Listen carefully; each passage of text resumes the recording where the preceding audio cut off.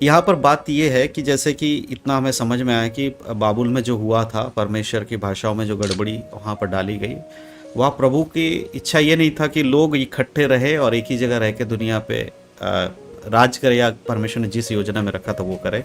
प्रभु चाहते थे तो दुनिया में वो लोग फैल जाए, तो वहाँ उन्होंने उनकी भाषाओं में गड़बड़ी डाला। और उस चीज़ को जब हम यहाँ देखते हैं प्रेरितों के काम में, दूसरे अध्याय में जहाँ पर पवित्र आत्मा के द्वारा ये घटना घटा है, यहाँ पर भी उसका उल्टा हम देख रहे हैं। भाषा की गड़बड़ी ने वहाँ लोगों को बिखेर दिया, यहाँ पर इस भाषा के द्वारा परमेश्वर लोगों को इकट्ठा कर रहा है, क्योंकि अब ज़रूरत है कि लोग यीशु के बारे में जाने। और अभी जो भी 120 लोगों की चर्चा हो रही है, ये पहले ऐसे लोग थे जो कलीसिया या कहें तो प्रभु के बारे में प्रचार करने वाले लोगों में पहले गिने जाएंगे। शुरुआती कलीसिया हम जिसे कह सकते हैं, शुरुआती सुसमाचार प्रचारक या शुरुआती बातें यीशु मसीह के बारे में बताने वाले।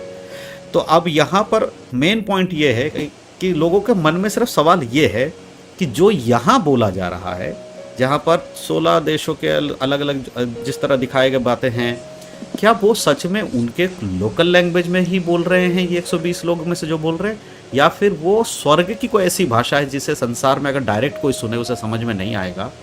ये कन्फ्यूज़न है कि वो संसार की भाषा बोल रहे हैं वरदान के द्वारा, आत्मिक वरदान के अन्य भाषा के वरदानों के द्वारा, या फिर वो सच में कोई ऐसा भाषा है, लैंग्वेज है, जो अगर अनुवाद ना मिले तो वो ऐसे लगेगा कि कोई राबा शाबा कुछ भी बोल रहा है, मतलब एक मैं बता रहा हूँ। वो सोचकर लोगों को कन्फ्यूज़न है कि यहाँ पर जो हुआ है वो संसारिक भाषा थी, ना कि वो भाषा जो आज कलीसिया में, खासकर आज अन्य भाषा की अगर बात हम करें तो 90% अन्य भाषा का बोलने वाले पेंटिकोस्टल कलीसिया है। इस चीज़ को हमें समझना है। तो इनडायरेक्टली हमें देखते हैं वो सब बातें होती है। तो यहाँ ये कन्फ्यूज़न है, लोग पूछते हैं कि आप बताइए पेंटिकोस्ट के दिन जो हुआ वो अन्य भाषा संसारिक था या स्वर्गीय था। उसको थोड़ा सा हमें डिटेल में जाना पड़ेगा, तो उसके बारे में थोड़ा सा आप क्लियर कीजिएगा। ओके, मैं जितना भी मैं एक्सप्लेन करूं, मैं फुल फोकस यही करूंगा आप लोग सबके सब बाइबल में ही देखे रहे, क्योंकि बाइबल से ही मैं यहाँ पे मेरा थिंकिंग या निमेश भाई क्या सोचते हैं वो नहीं है। हम लोग डायरेक्ट हम लोग प्रभु के वचन में देखते हैं। तो यहाँ पे हम देखते हैं 6वां वचन, जब वो शब्द हुआ तो भीड़ लग गई और लोग घबरा गए, क्योंकि हर एक को यही सुनाई देता था कि ये मेरी ही भाषा में बोल रहे हैं। और वो सब चकित और अचंभित होकर कहने लगे, देखो ये जो बोल रहे हैं, क्या ये सब गलीली नहीं? तो फिर क्यों हम में से हर एक अपनी अपनी जन्मभूमि की भाषा में सुनते हैं? हम जो पार्थी हैं, मेदी हैं, इलामी लोग, और मेसोपोटामिया और यहूदिया और कप्पादोकिया और पुंतस और आसिया और फ्रिगिया और पंफलिया और मिस्र और लिबिया देश जो कुरेने के आसपास है, इस सब देशों के रहने वाले और रोमी प्रवासी, क्यों यहूदी, क्या यहूदी मत धारण करने वाले, क्रेती और अरबी भी है, परंतु अब आप सबके सब ध्यान से सुनना, परंतु अपनी अपनी भाषा में उनसे परमेश्वर के बड़े बड़े कामों की चर्चा सुनते हैं। ठीक है, तो हम यहाँ पे हम डायरेक्ट हम जो टेक्स्ट से पढ़ते हैं, हम देखते हैं कि पवित्र आत्मा से जब वो भरे, पवित्र आत्मा ने उनको बोलने की उन्हें ताकत दी। ठीक है, 4वां वचन अगर आप वापस जाएंगे 2:4, और वो सब पवित्र आत्मा से भर गए और जिस प्रकार आत्मा ने उन्हें बोलने की सामर्थ्य दी, वो अन्य अन्य भाषाएं बोलने लगे। तो आत्मा ने उनको क्षमता दी अन्य भाषा बोलने के लिए। अब इससे पहले कि हमें समझे कि क्या वो लोग वास्तविक रीति में उनकी लोकल लैंग्वेजेस बोल रहे थे, है ना, या गॉडली लैंग्वेज बोल रहे थे, इसका जो निचोड़ है वो हम लोग एक्सप्लेनेशन के रूप में हम पहले कुरिन्ती उसके 14वां अध्याय में और 12वां अध्याय में हम लोग पढ़ते हैं। वहां पे हम 1 सेकेंड में हम जाएंगे, बट आपको बिल्कुल स्ट्रेट फॉरवर्ड आपको सोचना है कि परमेश्वर ने उनको बड़ा भाषण या लेक्चर नहीं दिया आज जो लोग आके देते हैं। ठीक है, परमेश्वर के आत्मा ने उनको शक्ति दी उनको बोलने के लिए, और उनको भी नहीं पता था कि पवित्र आत्मा उस चीज को ट्रांसलेट कर रहा है ना। अन्य भाषा का आज का जो संदर्भ है उससे बहुत अलग है, उस जमाने में जो हुआ था उसको भी हमें समझना है। ठीक है, अच्छा, तो हम यहाँ पे देखते हैं, यहाँ पर एक बात हमें जानना है। जैसे आपने अभी एक शब्द किया कि आज के लोग क्या करते हैं, ज़्यादा इधर उधर की बातें करते हैं, मतलब फालतू की चीज़ों को इन्वॉल्व करके कुछ भी समझाने की कोशिश करते हैं। लेकिन प्रभु ने सीधा एक शॉर्ट में बात कहा कि जब वहाँ पर लोग बात सुन रहे थे, बोलने वाले तो अन्य भाषाएं बोल रहे हैं, जो सुन रहे थे उनको आप कह रहे हैं कि उनको जो विजडम है समझने के लिए, बुद्धि का जो परमेश्वर के अन्य भाषा को अनुवाद करने का, वो सामर्थ्य उन लोगों को मिला जो वहाँ खड़े होकर उनके बातों को सुन रहे थे, ऐसा कहना चाह रहे हैं आप? हाँ, यस यस, यानी कि क्योंकि जब लोग पहले कुरिन्थियों में जो हम देखते हैं, अगर हम उसके 12 के 11 को पढ़ते हैं, वहाँ लिखा ना सब प्रकार के जो वरदान है प्रभु की ओर से मिलता है, और उससे ऊपर लिखा हुआ है अनेक प्रकार की भाषा और किसी को भाषाओं का अर्थ बताने का। तो जो ये अर्थ बताने वाला जो वरदान है, मैंने उसी का ही एक पार्ट है ये अन्य भाषा का ही, तो वो उन लोगों को मिला है जो सुन रहे थे, यही ये बताना चाह रहे हैं। यस यस, और अगर उसको डिटेल में बोलेंगे तो पवित्र आत्मा था वहां पे इंटरप्रेटर, कोई व्यक्ति नहीं था वहां पे, पवित्र आत्मा था जो इंटरप्रेट कर रहा था। तो काफी लोग बोल रहे हैं ऐसे कैसे पवित्र आत्मा कर सकता है? भाई साहब, आप कौन होते हो पवित्र आत्मा क्या कर सकता है क्या नहीं कर सकता उसके बारे में सोचने के लिए, है ना? अगर वही परमेश्वर जो इन डरपोक लोगों को क्या कहते हैं, बल देकर उसी शहर में जहाँ पे 50 दिन पहले उनके मसीहा को मारा गया और 40 दिन पहले, है ना, लोग अफवाहें फैला रहे हैं कि वो मुर्दों में से जी उठ गए, परंतु वो लोग देख रहे हैं, है ना? तो ऐसे एक परिस्थिति में हमको ये बोलना बड़ा ही बेवकूफी वाली बात है कि पवित्र आत्मा कैसे ट्रांसलेट कर सकता है ना? भाई पवित्र आत्मा कुछ भी कर सकता है, पवित्र आत्मा साक्षात परमेश्वर है, तो वो कुछ भी कर सकता। तो ये ओनली ऐसा इंस्टेंस हमको बाइबल में दिखता है जहाँ पे किसी और को क्षमता नहीं दी गई समझने के लिए, परंतु डायरेक्ट पवित्र आत्मा इंटरप्रेट करके उन्हें समझा रहा था। ठीक है, ये बहुत ही यूनिक एक इंसिडेंट हम यहाँ देखते हैं। मैं आपके ध्यान को जल्दी से मैं आपके ध्यान को पहला कुरिन्थियों उसका 14वां अध्याय उसके 4 की ओर आपको मैं लेके जाना चाहता हूँ। उसमें लिखा हुआ है, जो अन्य भाषा में बातें करता है वो अपनी ही उन्नति करता है, परंतु जो भविष्यवाणी करता है वो कलीसिया की उन्नति करता है। ठीक है, उसके बाद लिखा है, मैं चाहता हूँ कि तुम सब अन्य भाषाओं में बातें करो, परंतु अधिकतर ये चाहता हूँ कि तुम भविष्यवाणी करो, क्योंकि यदि अन्य भाषाएं बोलने वाले कलीसिया की उन्नति के लिए अनुवाद ना करे तो भविष्यवाणी करने वाले उससे बढ़कर है। तो काफी बार लोग इस वचन को लेके बोलते हैं, देखो यहाँ पे इंटरप्रेटर चाहिए, है ना, इसीलिए तभी तो यूजफुल होगा, है ना? तो वो यहाँ पे कौन इंटरप्रेट कर रहा था, यहाँ पे कौन था जो उसको एक्सप्लेन कर रहा था? ये एकमात्र वो भाग है जहाँ पे पवित्र आत्मा इंटरप्रेट कर रहा था, पवित्र आत्मा लोगों को समझा रहा था, क्योंकि अभी तक जस्ट अभी पवित्र आत्मा आया है लोगों के ऊपर, है ना? 9 के 9 वरदान अभी नहीं दिखे हैं, अभी एक ही वरदान वहां प्रकट हुआ है। दूसरा वरदान वहां पे क्या कहते हैं, अगर हम इंटरप्रिटेशन की भी बात करें, इंटरप्रिटेशन भी तो पवित्र आत्मा से भरने वाले व्यक्ति को दिया जाता है ना, जो देख रहा है उसको थोड़ा ना दिया जाता है ना?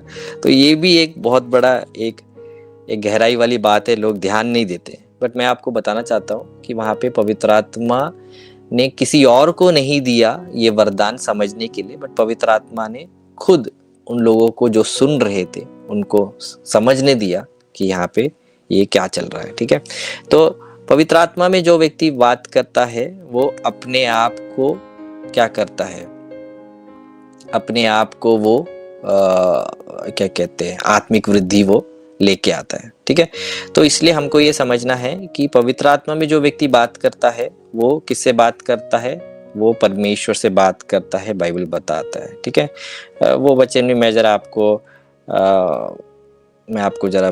आपको वो दिखाना चाहता हूँ। ठीक है, 14 का 2, क्योंकि जो अन्य भाषा में बातें करता है वो मनुष्यों से नहीं परंतु परमेश्वर से बातें करता है, इसलिए उसको कोई नहीं समझता। तो जब बाइबल ये बता रहा है, हमें क्यों परेशानी हो रही है ना?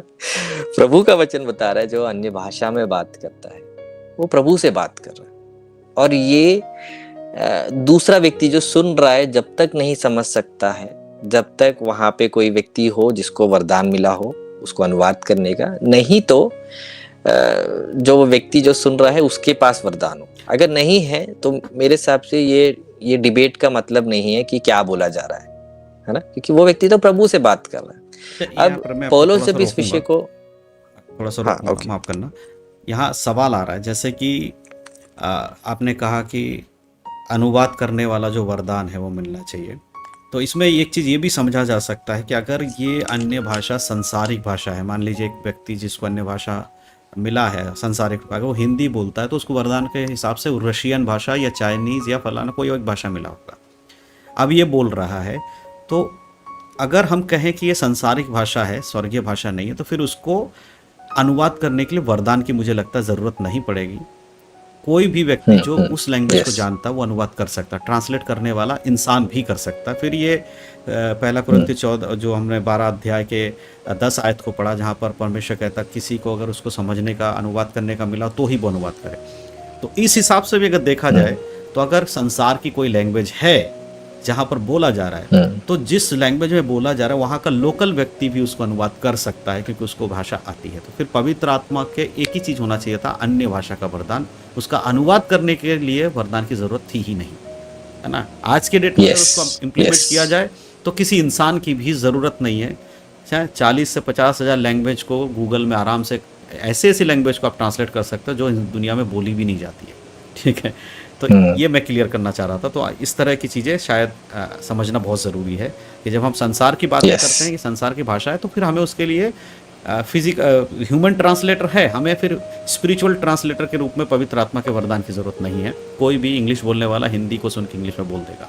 तो ये चीज़ भी गौर करने वाली बात है। अब आप आगे इसके आप जो बताना चाहते बताइएगा। यस, ये आपने बहुत बड़े पॉइंट बोला है। अगर जो बोला जा रहा है, अगर वो भाषा, अगर उसको अगर हम लोग टाइप करके, है ना, आज काफ़ी लोग हैं जो उसको टाइप करके गूगल में चेक करते हैं जो भी वो बोल रहे हैं उसका अर्थ क्या है, और वो उसमें से वो कहानियाँ बनाते हैं। बट अगर जो हम बोल रहे हैं, अन्य भाषा मैं भी बोलता हूँ, विश्वास करता हूँ, और आज भी अन्य भाषा है, उसके यूज़ के ऊपर है जो पौलुस बात करता है ना।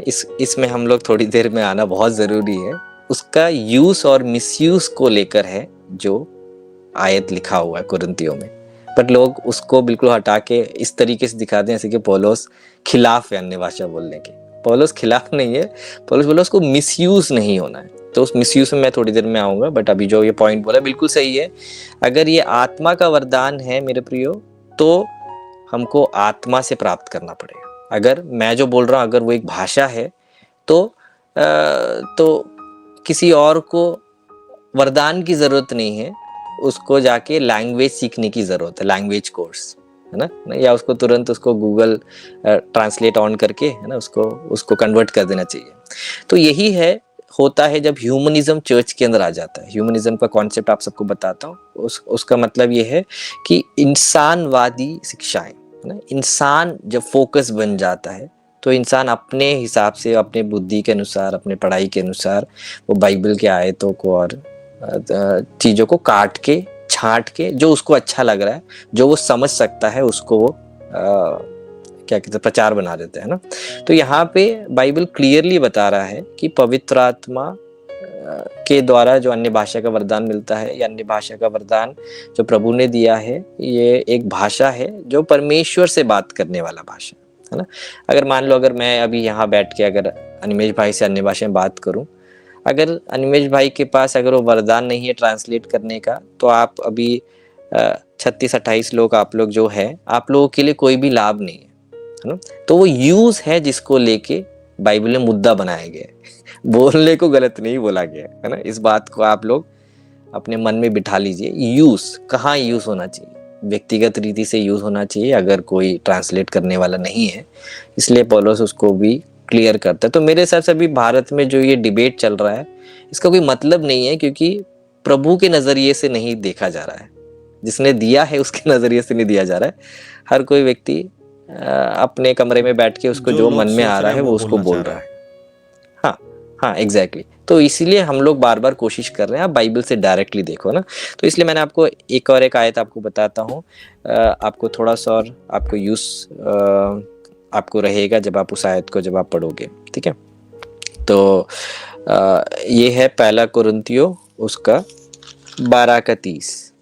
पहला कुरिन्थियों 12:30। क्या सबको चंगा करने का वरदान मिला है? ये सवाल है, काफी सारे सवाल पौलुस एक साथ पूछ रहा है। क्या सब नाना प्रकार की भाषा बोल सकते हैं? क्या सब अनुवाद कर सकते हैं? तुम बड़े से वरदानों की धुनी में रहो, परंतु मैं तुम्हें और भी सबसे उत्तम मार्ग बताता हूँ। तो यहाँ पे पौलुस बता रहा है सबके पास सब वरदान नहीं है है ना। तो क्यों क्यों नहीं है सबके पास सब वरदान, वो भी मैं आपको एक बताना चाहता हूँ, ठीक है, कि पवित्र आत्मा है जो ये दे रहा है। तो जब पवित्र आत्मा देता है, पवित्र आत्मा अपनी इच्छा से देखता है, 12:11, पहला कुरिन्थियों 12:11, परंतु ये सब प्रभावशाली कार्य वही एक आत्मा करवाता है और जिसे जो चाहता है वो बांट देता है, ठीक है। तो जिनको अन्य भाषा का वरदान मिल रहा है वो लोग जानबूझ के नहीं हासिल कर रहे, पवित्र आत्मा दे रहा है। बट जिसको अन्य भाषा का वरदान नहीं मिला, उसको और कोई वरदान मिला है, तो उसको उसमें खुश रह के प्रभु के वचनों के आधार पे उस वरदान में उसे आगे बढ़ना है ना। तो मैं वापस, अनिमेश भाई ने एक सवाल पूछा था, मैं उसमें वापस आना चाहता हूँ कि प्रभु के ओर से आया वाला भाषा है ये, ठीक है। तो इंसान अगर खुद में अगर वो सीख सकता है, समझ सकता है, तो मुझे नहीं लगता पवित्र आत्मा की वरदान की जरूरत होनी चाहिए थी अनुवाद करने की, है ना। बट यहाँ पे अनुवाद को भी एक वरदान बोला गया। तो हम बाइबल के आधार पे, बाइबल के दृष्टिकोण देखेंगे, बाइबल कंफ्यूजन में नहीं है, प्रभु के लोग हैं। क्यों? हाँ, इंसान कंफ्यूजन में, क्योंकि इंसान को काफी बार कुछ कंट्रोवर्शियल बातें बोलेंगे तब, है ना, तब 4 लोग देखेंगे, है ना, या बोलेंगे बड़ा ज्ञानी है। बट जो भी व्यक्ति बाइबल सीधा पढ़ता है, जिसको बाइबल का थोड़ा बहुत ज्ञान है, उसको समझ आ जाएगा अन्य भाषा परमेश्वर के आत्मा के द्वारा दिया हुआ वरदान है ना, और वो पवित्र आत्मा अपनी इच्छा के अनुसार देता है, और वो एक व्यक्तिगत एक वरदान है, बहुत ही पर्सनल है। इसलिए बोला गया जो अन्य भाषा में बात करता है वो मनुष्य से बात नहीं करता, परंतु वो परमेश्वर से बात कर रहा है। उसका यूज है, जो मैं विश्वास करता हूँ हमारे इस लाइव में हम लोग उसके विषय में भी बात करना बहुत जरूरी है, कहाँ यूज करना है ना। मैं एक शॉर्ट में जस्ट अभी बताना चाहता हूँ, उसके बाद अनिमेश भाई को हैंड ओवर करूंगा। मुझे अनिमेश भाई ने बोला कि आप एक काम करो, हम लोग खाना खाने जा रहे हैं, आप इस खाने के लिए प्रार्थना कर दो। तो अनिमेश भाई ने मुझे बोला है कि मुझे खाने के लिए प्रार्थना करना, बट क्योंकि मुझे वरदान मिला अन्य भाषा का, मैं अन्य भाषा में अगर शुरू हो गया तो कौन आमीन बोलेगा क्योंकि क्या बोला गया है ना।